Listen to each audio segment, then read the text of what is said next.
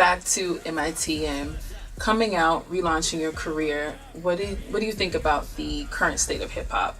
Of course, you have a lot of ghostwriters. You have a lot of people singing on their tracks now. What is hip hop missing that China Mac brings? What is that void that you bring now? Especially being out, you see all the new artists. Some are good, some aren't. What are your thoughts on the current state of hip hop, and what do you bring that's missing? The current state of hip hop. I don't feel like there's anything wrong with the current state of hip hop. It is what it is. You look at it like, and I say this, I said this before, but it's like there's nothing new under the sun. Yeah. You know what I mean? Like, it's just because when you look at it, when hip hop first started, it wasn't aggressive. It was like, to the hip hop. It was singing. It was like fun. It was like, and then there was a time, in the there was drugs. Like, a lot of drugs was influenced, highly drug influenced. Maybe not, I don't know about hip hop, but before that, like, when the hippie era or whatever like that, there was a lot of drugs influenced, and the music was a mirror of that. Yeah. The music was a mirror of that. Right now, we're back in the drug era. Like, you know what I'm saying? So it wasn't like, this is not like the first drug era we had, you know what I mean? When our parents came from the drug era, like, the 70s, the hippie era, like, everybody was just... So now, the music right now is just a reflection of the times. Yeah. Drugs is really big right now. Our kids are all like, using drugs and stuff. Yeah. So the music is going to be a product of that. You know what I mean? The sounds are going to be a product. But soon, we'll be moving off of that phase. You know what I'm saying? And then the music will reflect that. I think right now, we have more, like lyricism coming out, and it's coming back, and it's like, fresh things are coming about, and it's just like, I think the next wave is gonna be really interesting because, I think people are gonna, like, the younger kids are gonna come out with some really dope stuff, and like really just, because it was like held back for so long. Yeah. Like, because it wasn't cool to be like lyrical, to think, and to really be tell like a to tell a story and be intricate with it. Right. So now, once it's beginning to be cool again, these kids are really gonna tap into something that, that's really been held back for so long. And there's gonna be people actually creating and actually, being really like creative and doing things that, are gonna break barriers and stuff instead of just following everybody else. Yeah. So I know you have a lot of inspirations and artists and that you look up to, such as Tupac, Biggie, Nas. What are those artists? What do they have that inspired you? I mean, Tupac was he was so raw. Yeah. He was like true. You know what I mean? He was real. Yeah. Like, and I don't know him, but you can hear it in his music. I can hear it in his music, and whether he was what he projected to be, I believed him. You know what I'm saying? And when he spoke, I looked in his eyes and I believed him, right? And then he spoke with a tone in his voice that made me want to like listen more, and that's what I loved about Pac. His music was good, you know what I'm saying? But was it the best? No. But it was just everything else that he had going on, honesty and... coupled with the music, and it was just powerful, and it was just like, wow, right? Yeah. So, and then with Nas, it was like he was lyrical, and I used to listen to his music and be like, damn, how the hell did he come up with that? Like, how did he think about that, right? And then I would listen to, Big, Jay, Eminem, like, and I listened to these people. Everybody brought something different, but it was all like it was. But one of my favorite artists was Beanie Sigel. Oh wow! Because he was so raw. Yeah. Like, right, you felt the pain in his music. I come from pain. I come from pain. You know what I'm saying? I know pain. You know what I mean? So when I heard that, I was just like, whoa, like he was able to express it. Like, you know what I mean? I felt that pain that he was going through. And that's what drives me, because I come from that era. I come from like the era of like more aggressive hip hop, more like hardcore hip hop, more tapping into that, the pain and that. So that's what moved me. That's so. Yeah. But even as you talk about this pain and of course and just being real, you also are someone that's inspiring a lot of youth. You have the hashtag Mac Talk and Machivational. Talk about that. There's a lot of positive things that you do that some people just aren't aware of. Yeah. So I mean, I look on Instagram and social media. I see a lot of people are like inspirational, or people like a lot of people give these talks and give these things, and I think a lot of people are just trying to project something, just to look cool or do whatever they're trying to do. Just give out this this message, not really for the message, but just for them to look good, right? Yeah. I give out my message for a different reason. I give my message out really for myself. Yeah. You know what I'm saying? Because when I speak, when I give these talks, I'm not really talking to the people. I'm talking to me. Like, you know what I'm saying? It's something maybe I might have woke up like, damn, I'm slacking. Like, I shouldn't have did that. Like, you know what I'm saying? And then I just talk. I'm talking to the people, but I'm really talking to me. Like, yo, bro, you can't be, you know what I mean? Like, you came this far. You got, like, so I think the people mess with it because it comes from the same thing that I was talking about Pac and whatever. Like, you could look in my eyes and you could see, like, all right, he really means what he's saying, because I really mean it, because I'm talking to myself. Right. You know what I mean? So it's not like I'm the best. Like, I have my head super straight, because I told you, like, at any minute I can make a stupid move. Like, and I'm fighting not to do that, and I'm working on not doing that. But I could, though. Yeah. You know what I mean? I'm not perfect. I'm far from perfect. You know, I'm not the most, like, you know, fit person to lead anybody, really. You know what I'm saying? But I know what I'm doing. I know when I do something wrong, and I know what I should be doing. Yeah. So when I do these talks, it's just really a reminder for myself. And sometimes I look back at it like, or you know what I mean? Yeah, and they inspire a lot of people, especially the youth that you speak with. The youth that you speak with at a lot of juvenile centers. Talk about that. How did that whole thing get started? Well, I just did it one time. Okay. And that was yesterday, actually. It was yesterday? Yeah, I did. I spoke at a juvenile detention center, Lincoln Hall. Okay.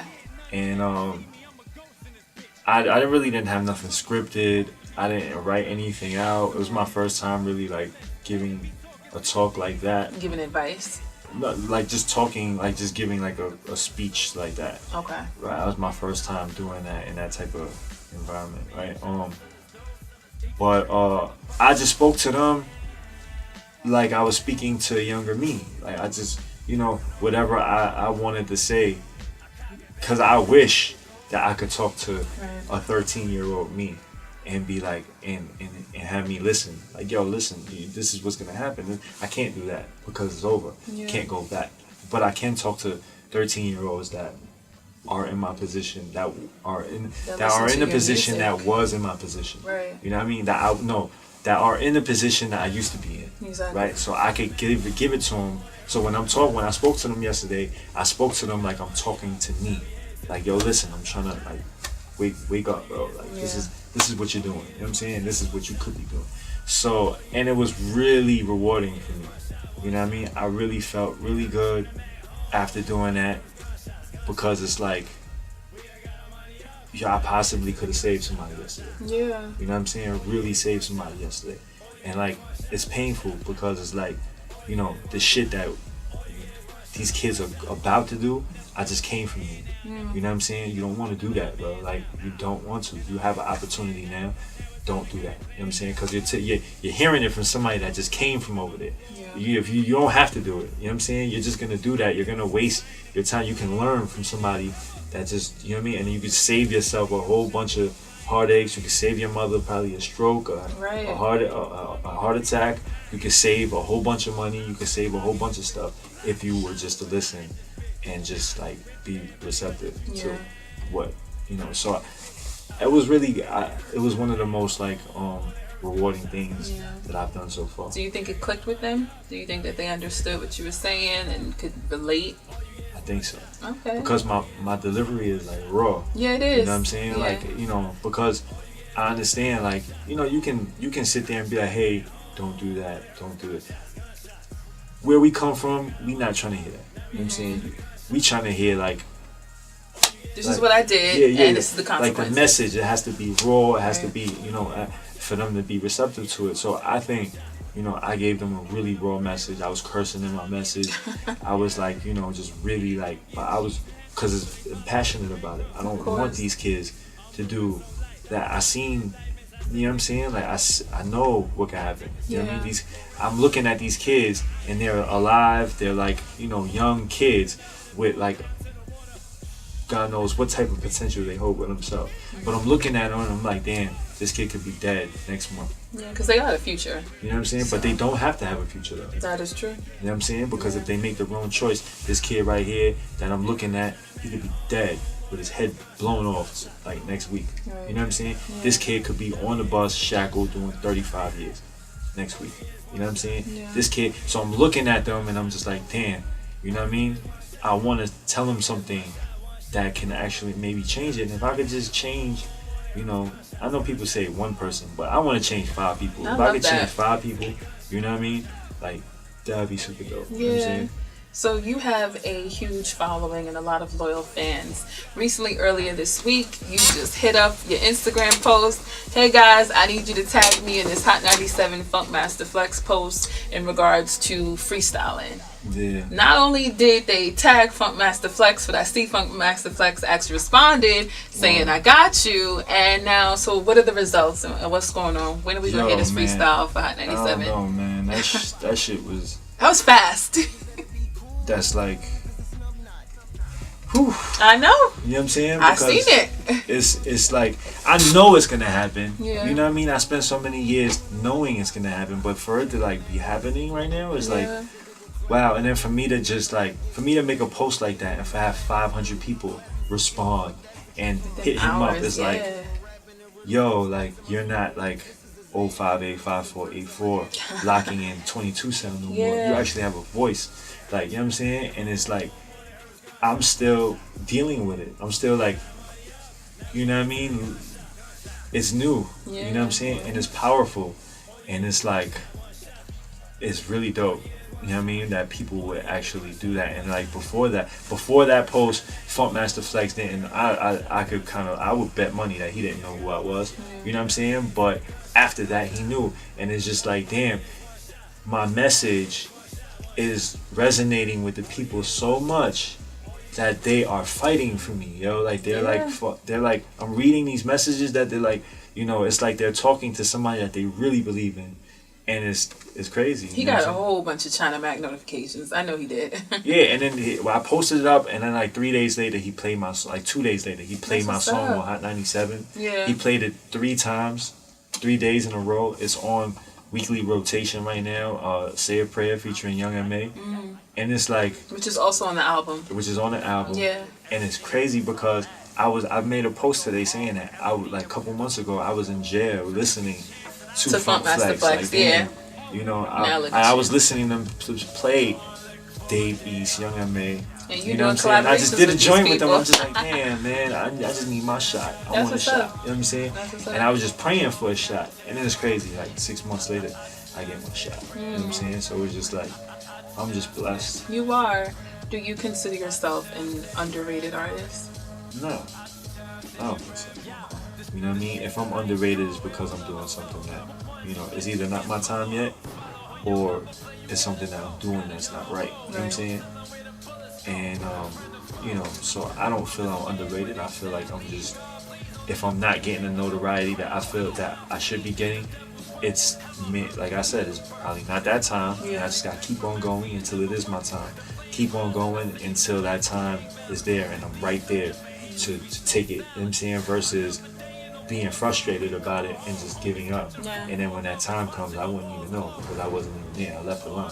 Right. You know what I'm saying? Or, you know, it's because, you know, I'm not putting in the right work. You know what I mean? Not the right work, but I might be putting a lot of work in, but then there's something I'm missing. So I just got to look at it and recalibrate it and be like, okay, what am I doing here that's wrong? You know what I'm saying? There's something, and it might be just as easy as just doing one thing different. You know what I'm saying? And then everything changes. So I understand that, and I'm patient with this. Like, you know, I've been patient for 10, 12 years waiting to come out of prison.